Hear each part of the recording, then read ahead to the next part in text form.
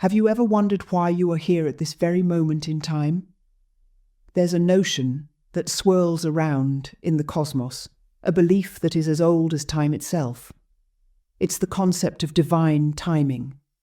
Divine timing speaks of the idea that everything in this universe, from the grandest celestial event to the seemingly mundane occurrences in our lives, happens precisely when it's meant to.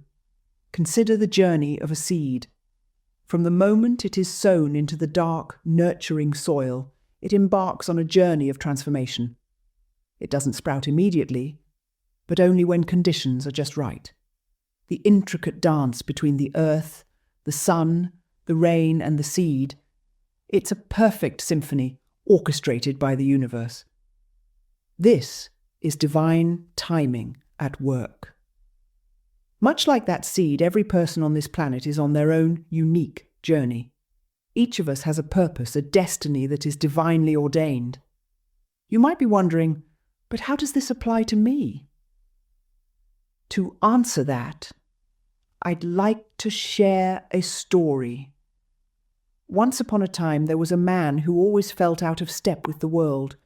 He struggled to find his place, feeling like a square peg in a round hole. Over time, he began to see that his struggles were not in vain.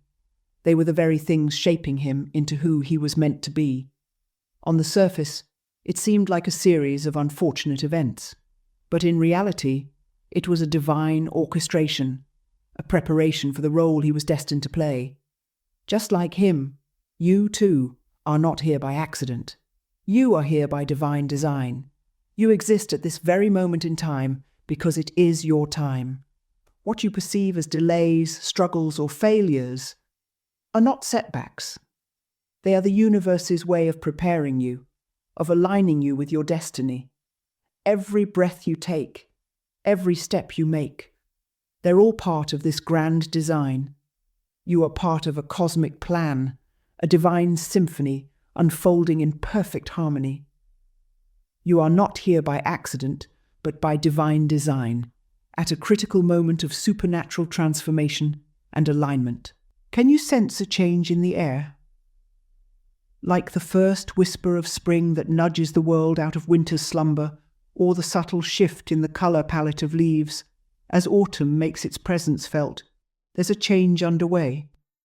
It's not a change you can touch or see, but one that you can feel deep within your soul. We are entering a new season, a season not marked by the cyclical rhythms of nature, but by the profound rhythms of the spirit. This is a season of awakening, of transformation, a season of shift. Imagine a caterpillar woven tightly in its cocoon, seemingly dormant but undergoing a miraculous transformation. In the quiet, unseen by the world, it evolves and emerges as a butterfly, vibrant and free. Similarly, this season of shift is about our spiritual metamorphosis. It's as if we've been in a spiritual winter, a time of introspection and internal growth. The lessons learned, the wisdom gained, they've all been part of our preparation. Now, the shift is happening. We're emerging from our cocoon, ready to spread our wings and fly. The signs of this shift are subtle, yet profound. It's in the way our hearts are more open, our minds more receptive. It's in the way we perceive our experiences, not as random events, but as divine synchronicities. This shift is reflected in our growing desire for authenticity, for true connection, for a life lived in alignment with our higher selves. But remember, every season has its own rhythm, its own pace. Like a seed that needs time to germinate and grow, our spiritual transformation, too, unfolds in its own time. There's no need to rush, no need to force. All we need to do is trust the process, trust the journey.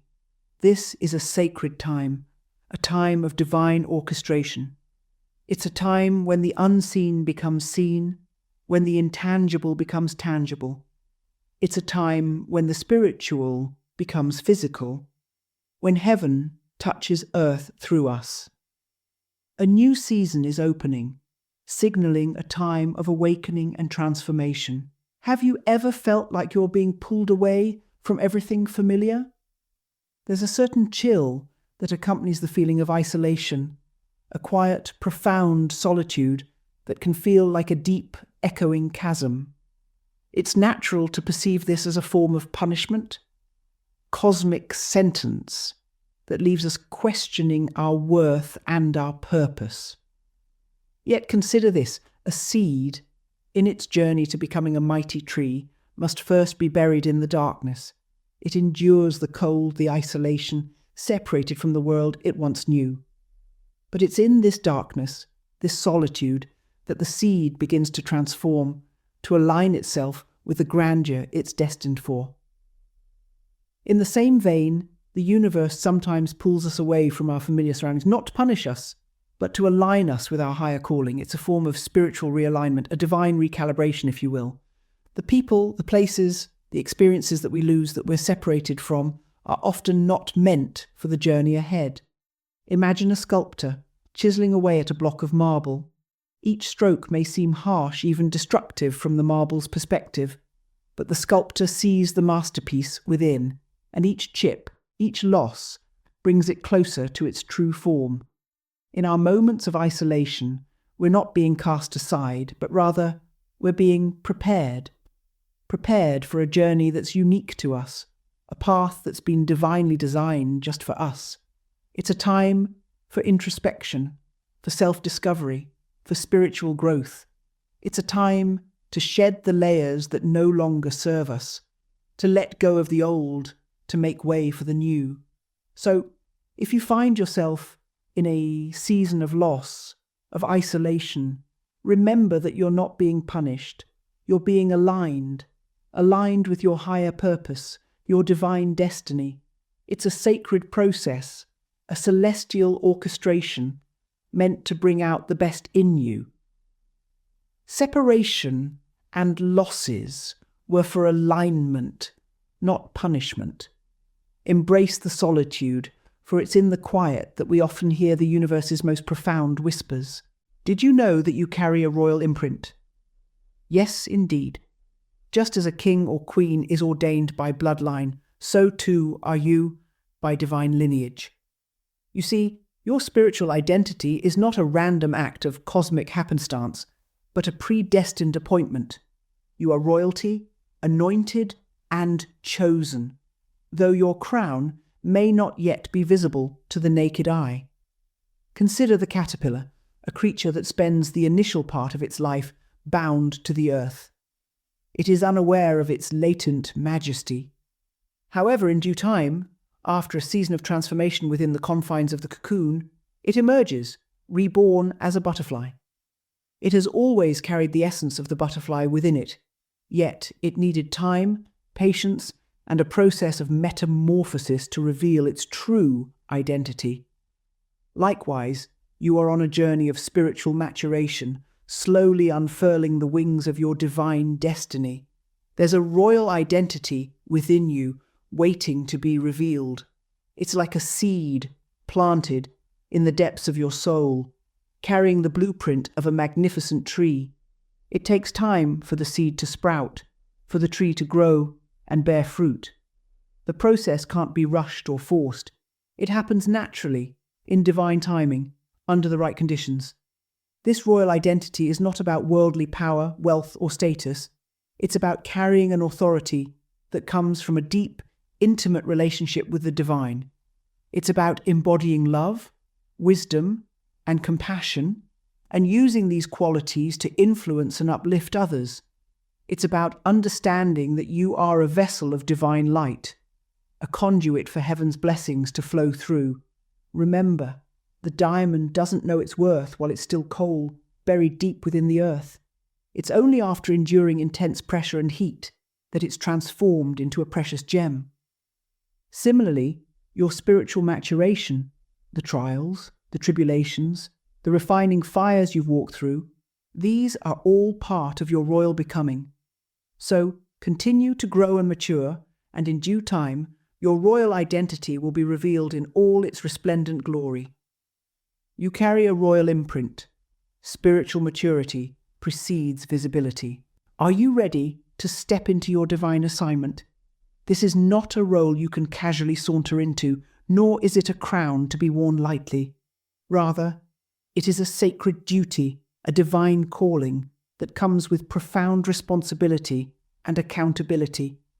Imagine, if you will, a king who is given a kingdom. His reign is not simply about wearing a crown or sitting on a throne. It's about the welfare of his people, the prosperity of his land, the wisdom of his rulings, his power, his favor, his increase. They all come with the weight of responsibility. In much the same way, your divine assignment, your purposeful promotion, is not just about the spiritual elevation you experience.